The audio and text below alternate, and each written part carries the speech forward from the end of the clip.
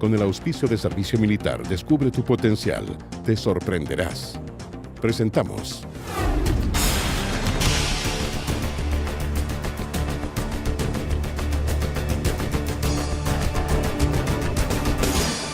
Arcatel Noticias. ¿Cómo están? La bienvenida para todos quienes nos acompañan a través de los 22 canales asociados a la red Arcatel desde Antofagasta hasta Punta Arenas. Hoy nos acompaña en esta entrevista del domingo acá en el Hotel Diego de Velázquez un personaje que hasta ahora parecía ser secundario en la escena política, pero que poco a poco ha cobrado relevancia, más allá de que fue dirigente de los estudiantes secundarios en su zona y también anteriormente había sido candidato a las parlamentarias, pero en la región metropolitana. En definitiva, después de ganar las elecciones a diputado, ser diputado electo ya por Arica y Parinacota, hoy cobra también relevancia porque forma parte de un sector parlamentario muy regionalista, claro está, con interés en el desarrollo de las regiones, y es por eso que también hemos querido invitarlo para conversar hoy en Arcatel Noticias, el diputado electo por Arica y Parinacota, independiente, Vlado Milosevic. Vlado, muchas gracias. Hola Carlos, gracias por la invitación, feliz de estar acá dialogando sobre las regiones, que es el tema que nos preocupa, ¿no? Claro que sí, y efectivamente que sea diputado por Arica, en este caso Arica y Parinacota, cobra también otra relevancia, tiene otro contexto en el caso de que estamos a solo horas nada más de que se conozca el fallo del diferendo marítimo entre Perú y Chile, el fallo del Tribunal Internacional de La Haya, y por eso es que queremos partir por este tema. Tú como diputado electo ya por Arica conoces bien la zona, conoces el ambiente que se está viviendo, vienes desde allá, desde la zona, y también vas de inmediato a tomar un avión para viajar rumbo a Arica. ¿Cómo ves el ambiente? ¿Cómo ves a los ariqueños preparados para este escenario a futuro ya, una vez que se conozca este fallo de La Haya? Bueno, el ambiente es muy tranquilo, ¿no?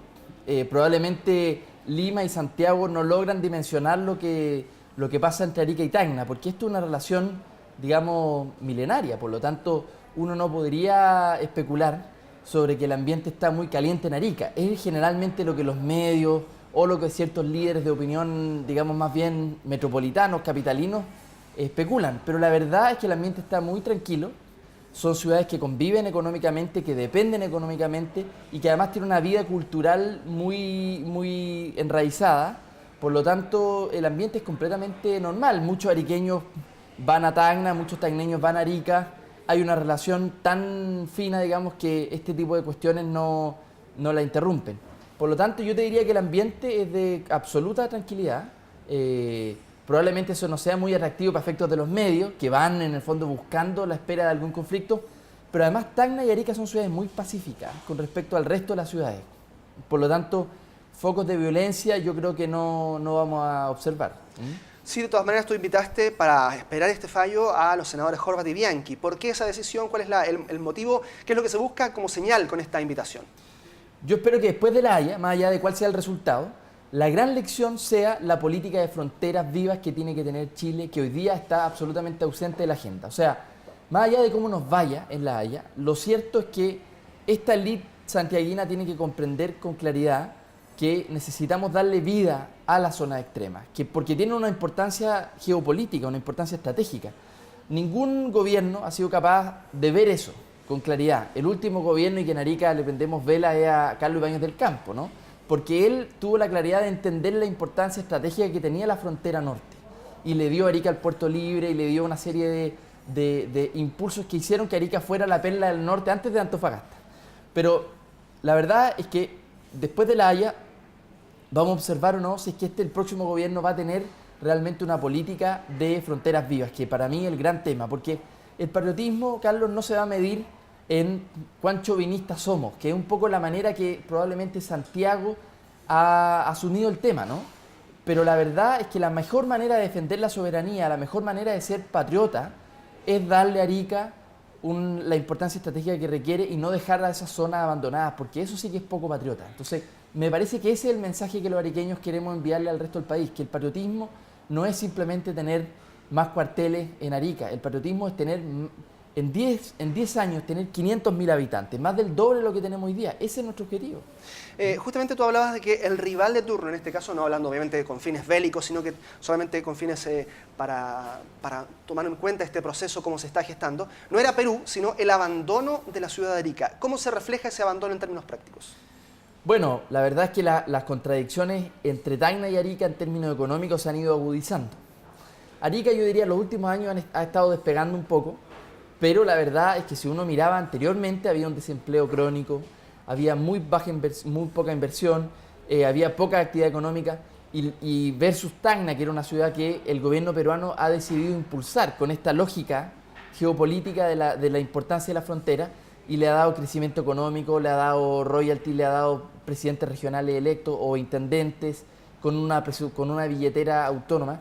Entonces uno se da cuenta cómo Tacna ha ido creciendo, pero cuestiones concretas que se expresan. Por ejemplo, hay más de 3.500 adultos mayores chilenos que reciben la pensión de Chile, pero que van a vivir a Tacna porque les conviene más vivir en Tacna que vivir en Chile porque con las pensiones miserables no les da.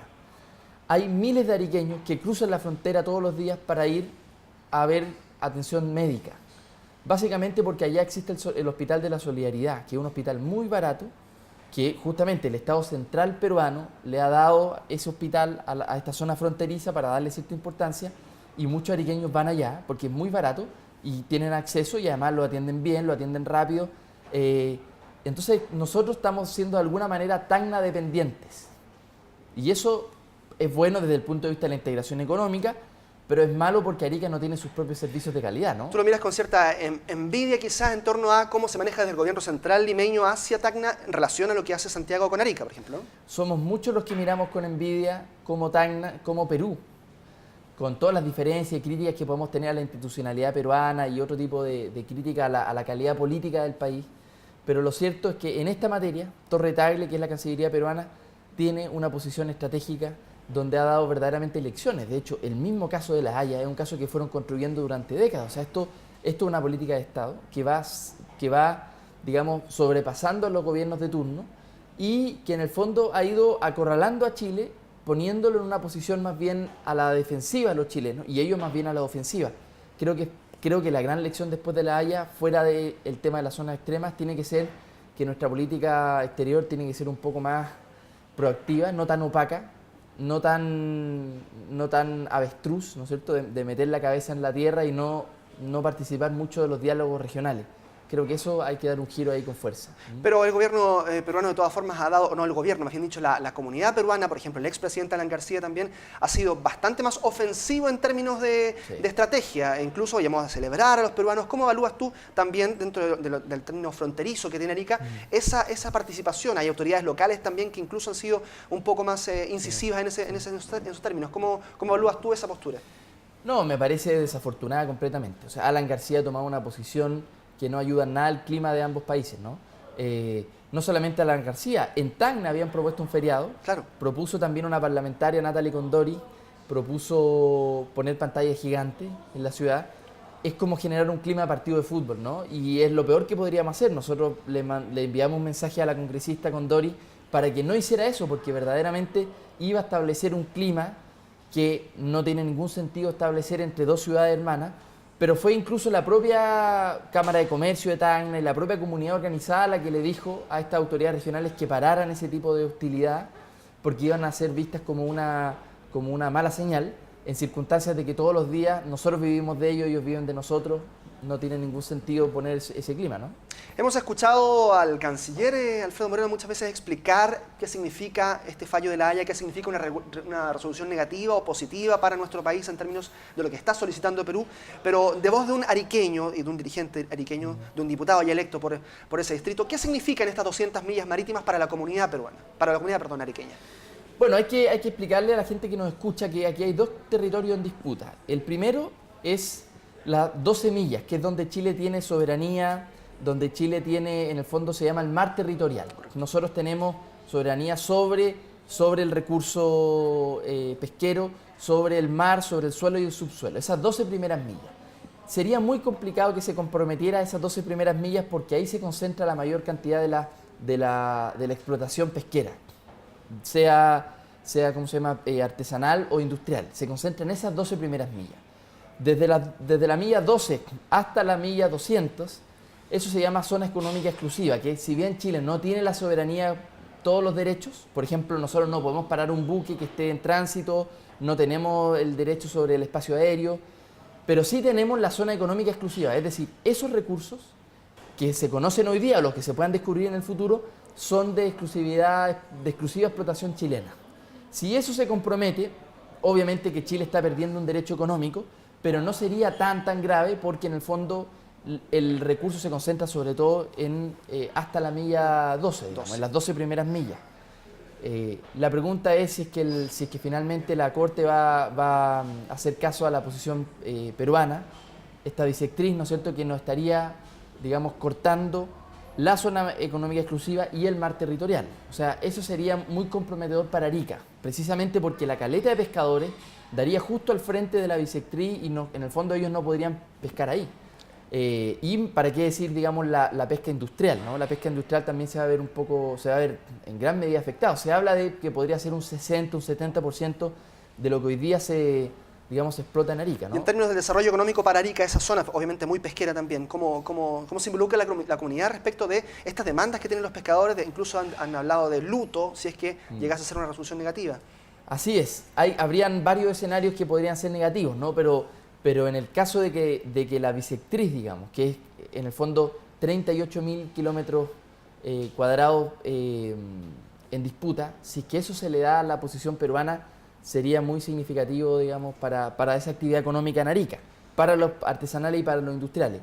Y eso claramente tiene un impacto importante. Se habla de que hay 1.450 pescadores artesanales en Arica.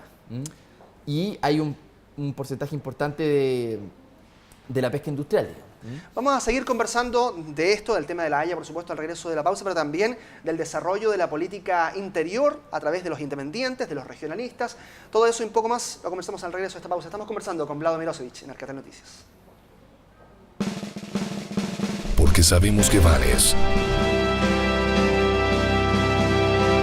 Sabemos el potencial que hay en ti. Ven a formar tus valores y tu destino. Que tu horizonte no tenga límites.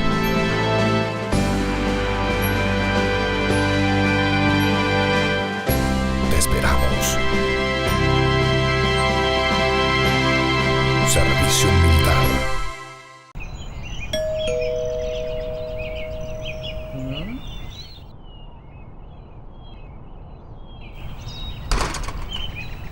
Con el sol llegan muchos panoramas. No te quedes fuera de ninguno. Con los planes Multimedia Full, ahora con más minutos para que vivas mejor conectado.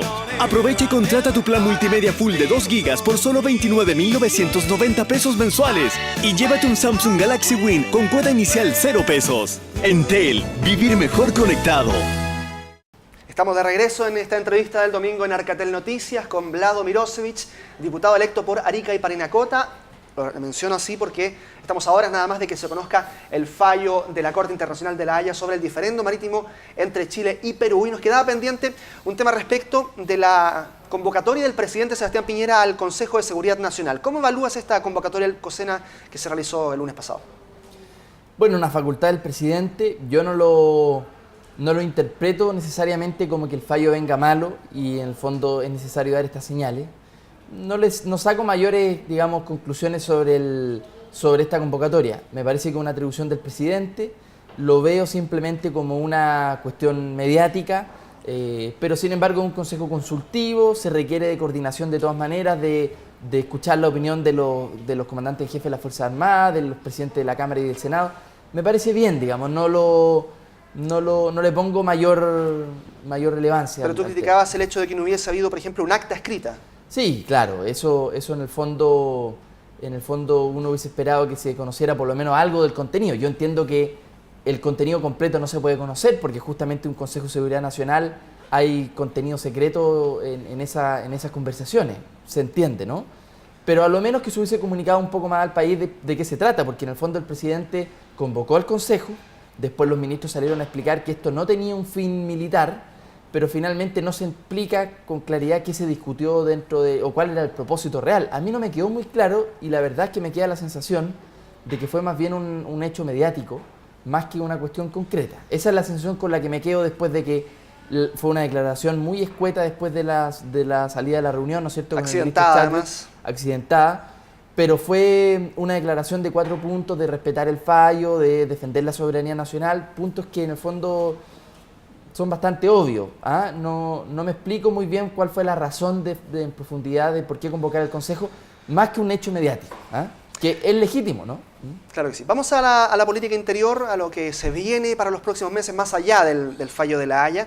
Y claro, muchos conocían a Vladimir Milosevic solamente por esos 5 o 6 segundos, ¿cuántos eran? 15 en total, los de la franja con el Partido Teníamos Liberal. como 39, 40 segundos. 40 sí. segundos Sí, donde sí. aparecías con las banderas del Partido Liberal atrás, en Sí. esa campaña. Muchas veces hay muchas personas que te vieron por primera vez allí. ¿Cómo llegas a la política más allá de lo que ha sido esta formación del Partido Liberal, esta fundación?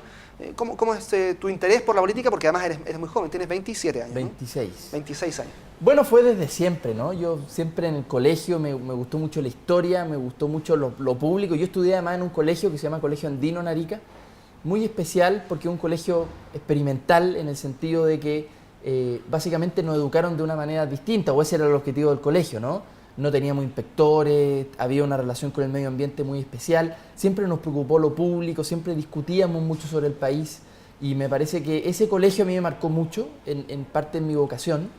Y después, bueno, después decidimos con un grupo de jóvenes ya fundar un partido político con todo lo difícil que es en Chile fundar un partido, porque la ley es muy autoritaria, requiere de que tú cumplas con muchos requisitos, pero lo logramos. Fue el primer partido en 40 años que se fundó por una generación menor de 35 años. Ese fue el grupo cabecilla.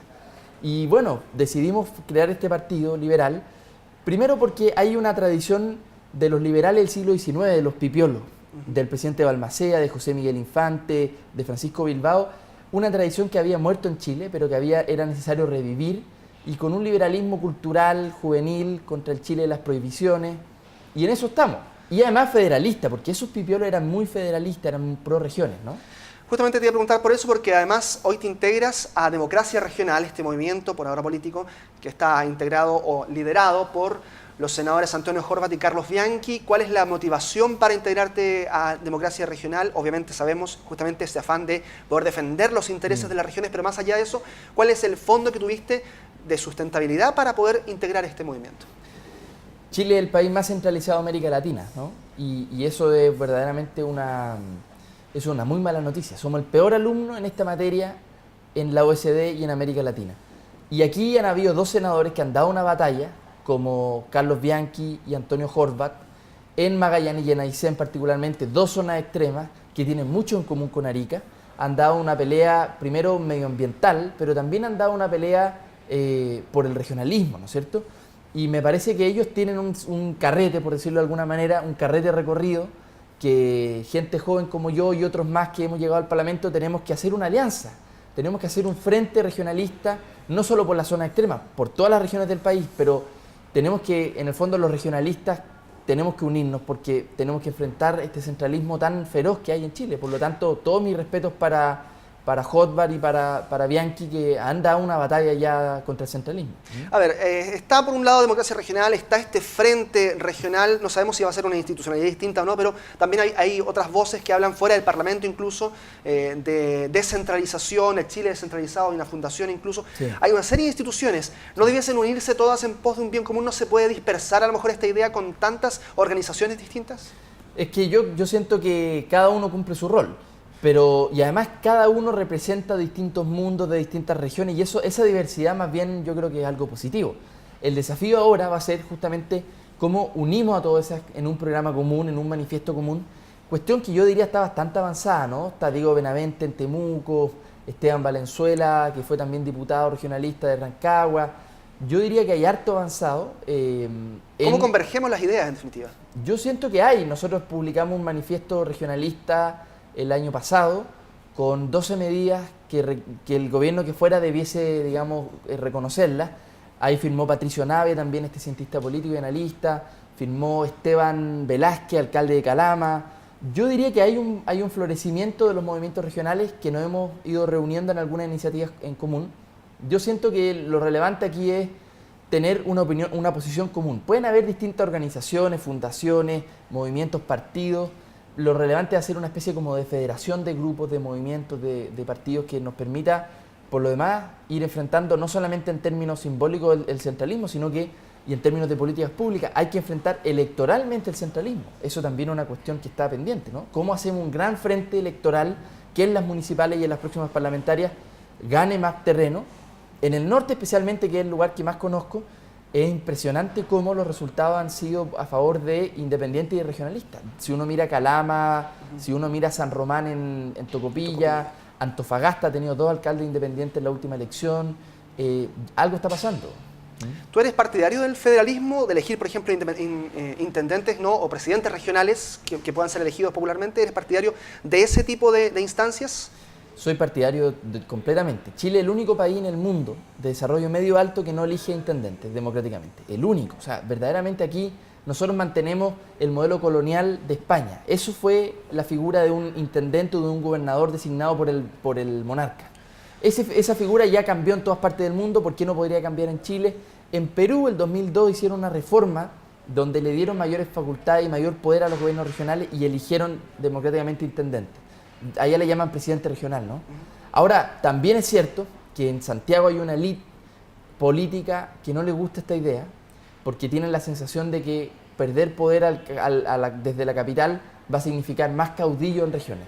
Y esa también es una autocrítica que tenemos que hacernos los regionalistas. En el fondo, ¿cómo hacemos para que gobiernos regionales con presupuesto propio, con devolución de impuestos y con presidente regional o intendente electo no signifique la llegada de algunos personajes que le hacen mal a la política? Digo, también una autocrítica. Si queremos más poder para las regiones, casos como los que nos pasó en Arica con el alcalde Sancán, alcalde preso y consejo municipal preso, me parece que son el peor ejemplo de esto también. En Arica lo discutimos mucho porque hay que dar vuelta a la página, pero también hay que ser muy crítico de lo que pasó. Por lo tanto, esas experiencias de corrupción, de poderes, de caudillos que tienen un poder vertical en las regiones, no es precisamente lo que queremos los regionalistas, ¿no? Perfecto. Vamos a seguir conversando con Vlado Milosevic acerca de también otro aspecto en el que tú participas de la política y de la nueva política que se viene después de la elección del 11 de marzo, después de la nominación de la presidenta Bachelet, y tiene que ver con los independientes también. Allí obviamente tú participas. ¿Cómo van a influir los independientes en la legislación en este año legislativo 2014? De todo eso y más conversamos al regreso. Porque sabemos que vales. Sabemos el potencial que hay en ti. Ven a formar tus valores y tu destino. Que tu horizonte no tenga límites.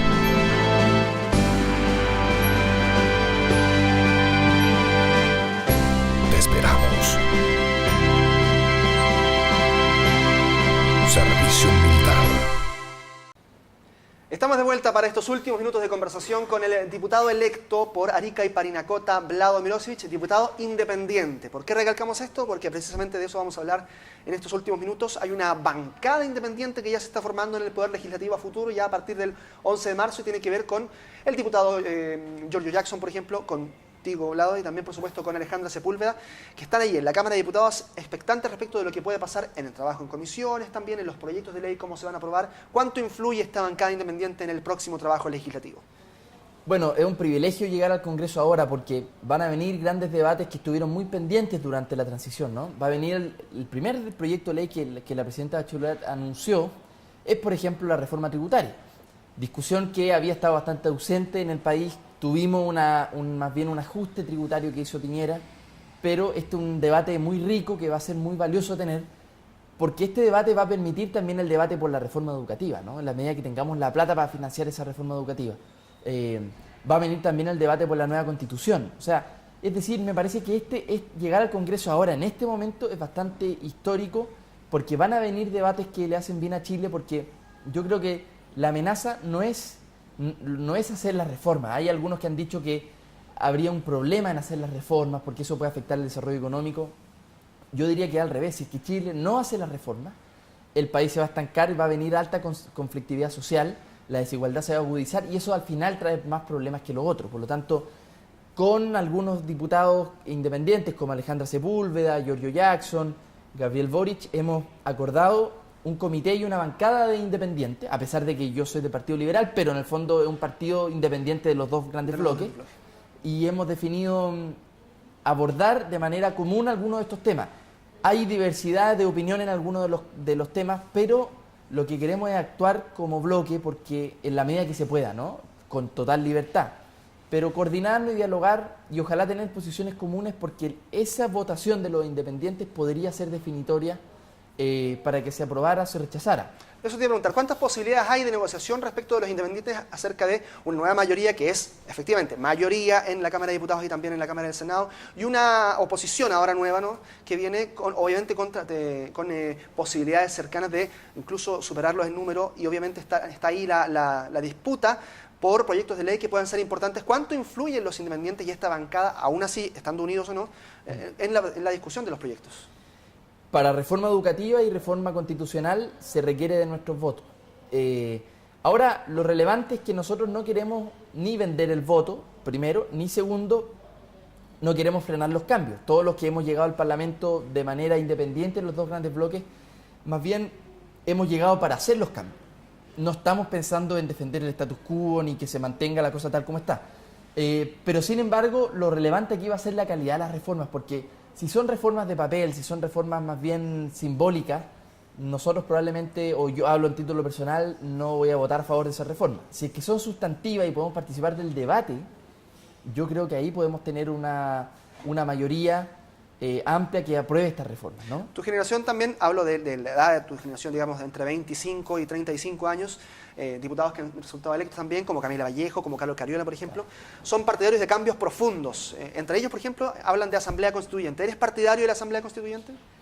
Soy partidario, lo veo como un instrumento, digamos, democrático, institucional. No me asusta, no creo que sea la misma experiencia ni de Venezuela ni de Bolivia. Estamos muy lejos de eso.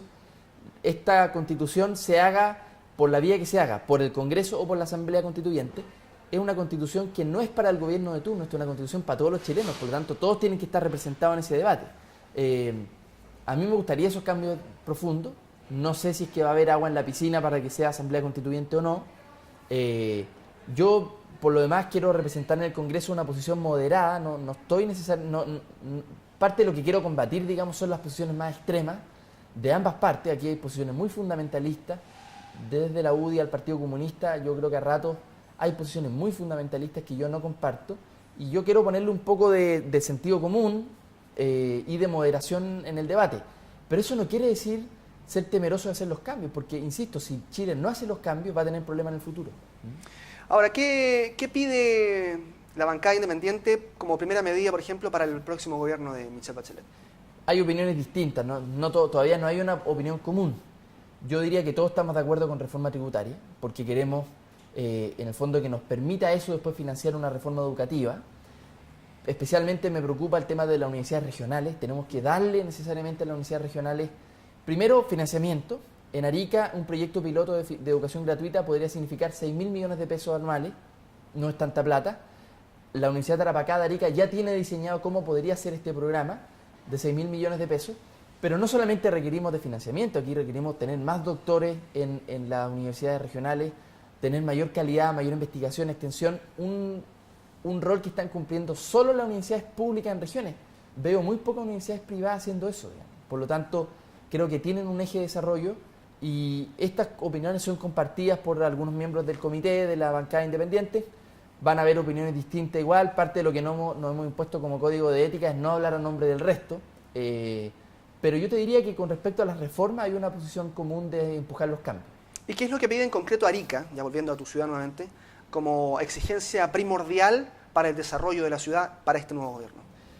Mira, hay muchas medidas concretas, pero una concreta, una ley de puerto, un estatuto para las ciudades puertos que permita que las utilidades de la empresa pública portuaria, porque todos los puertos tienen una empresa privada y una empresa pública, las utilidades de esa empresa pública podrían quedarse en un porcentaje en la ciudad y no irse todos al sistema de empresas públicas en Santiago. En el fondo, Santiago recauda toda esa plata, esa riqueza que se produce en regiones, y lo que nosotros proponemos es que un 5, un 10 o un 15% de esas utilidades públicas queden en la región.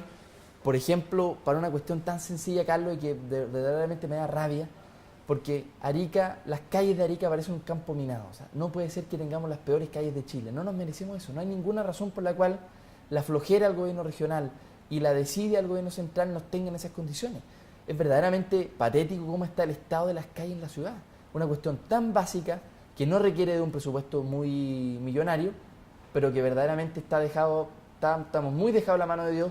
Y esta inversión, estos impuestos, estos recursos, utilidades que podrían quedarse en la zona, podrían ir a ese tipo de inversiones que son digamos, de perogrullo, son tan sencillas pero que no se han podido empujar. Vlado Mirosevic, diputado independiente electo por Arica y Parinacota, gracias por dar la invitación de Arcatel Noticias. Gracias a ti, bueno, felicitaciones por el programa, por el rol que están cumpliendo y un saludo a toda la gente de regiones. Viva Chile, viva el Chile regional también, ¿no? Muchas gracias. Y gracias a ustedes también que nos acompañaron en esta entrevista del domingo. Como cada semana, la invitación, por supuesto, es a que se queden junto a nosotros y nos encontramos pronto. Gracias. Con el auspicio de Servicio Militar, descubre tu potencial. Te sorprenderás. Hemos presentado